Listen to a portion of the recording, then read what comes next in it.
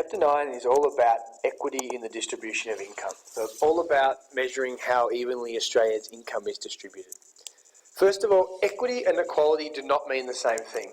So equity is all about providing a fair distribution of income, where equality is basically meaning everyone gets exactly the same thing. So in Australia, we aim for an equitable distribution of income, or a fair distribution of income. We do not aim for everyone to have exactly the same amount. The aim is for not everyone to have access to the same goods and services. Why?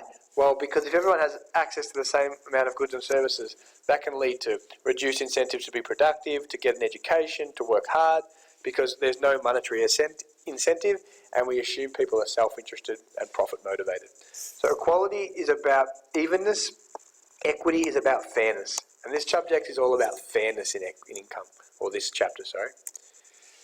Australia is a market capitalist economy. So basically, demand and supply determine what is produced, and everyone is going to act in their own self-interest and is interested in profits. And because of that, it leads to a large inequality in the distribution of income. So people are only going to get paid if they have skills that people demand, if they're unique, if they can contribute something to the production process. Others will generate income if they've got high levels of wealth, because they'll generate rent or inheritance, and they might receive interest from their inheritance.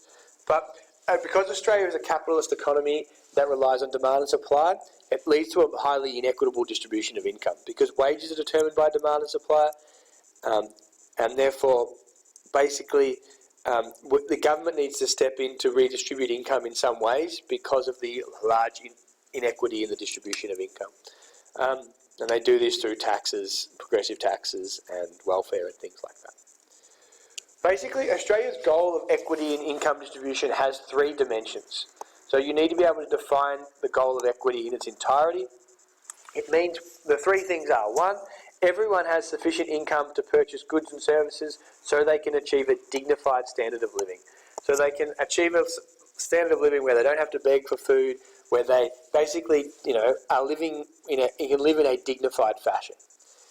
Second part of the goal is nobody's experiencing absolute poverty.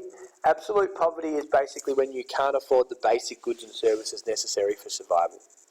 And thirdly, that there are no huge inequalities in income and wealth, that the social economic costs of inequality are too great. So when we mean the social and economic costs, that may mean things like higher levels of crime. It might lead to a lot more government spending on welfare. These are some of the problems associated with a high level of inequality. So whenever you're explaining the goal of equity, or linking a policy to equity, you want to mention these concepts: that we're trying to get everyone a dignified standard of living, we want nobody living in absolute poverty, and we don't want such a large level of inequity or inequality that there are large social and economic costs associated with that. And we'll talk about some of those costs later in the chapter. Sources and types of income. We're just going to quickly go through the first couple, and the next video we'll talk about the next few. Household income consists of all current receipts that are received by the household or by individual members of the household, and which are available for consumption. So it's basically any income from any source that a household is generating in that given year. So household income would include any wages and salaries that a household earns, any profits if they run like their own business, any returns on investment spending. So you have to pay taxes on all these things. Any dividends they get from shares, any royalties if that family perhaps is collecting royalties. It also includes any money that we receive from the government, from like pensions or allowances, so any transfer income from the government. And your household income would also include private cash transfers. So private cash transfers are things like child support that you would receive from a spouse, for example, if you were looking after the children. So all of these things combine to represent household income: wages, salaries, profits, returns on investments, dividends, royalties. So that would be like capital gains for this one here. And any other things that you get from the government, any income you receive from the government. The main sources of household income, mainly wages and salaries, is about 60%. Transfers and pensions is around 25%, so welfare from the government if you're on a pension. Other forms of income like interest, dividends and rent, about 9%. And then like the profits that small businesses are generating are about 5%. It's not important that you know these ratios, but they're just the main types of income. How do we actually calculate income? Basically, the ABS basically calculates the income for people over 15 years of age living in private dwellings, so living in, I suppose, their own home, and it calculates the incomes of 18,000 households. So they go and visit 18,000 households across Australia that represent a cross section of the Australian economy, and it remains about 0.2% of households is how many they survey. Two forms of income you need to be aware of is earned income and unearned income. And all of these are included in household income. Earned income is like your wage or salary you get from working. So earned income basically means you earned it by going to your job or contributing to the production process.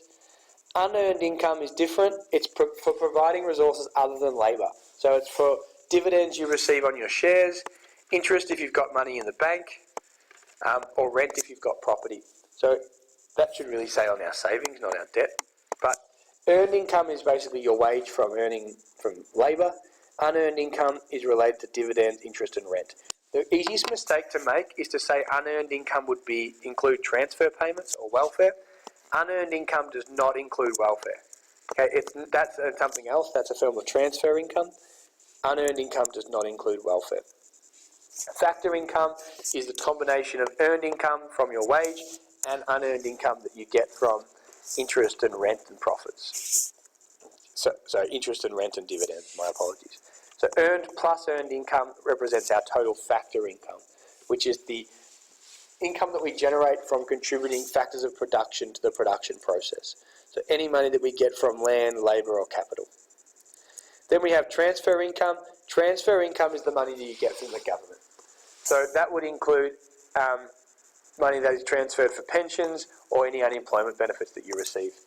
So transfer income is different to unearned income. Unearned income is basically on factors of production. Transfer income is from the government.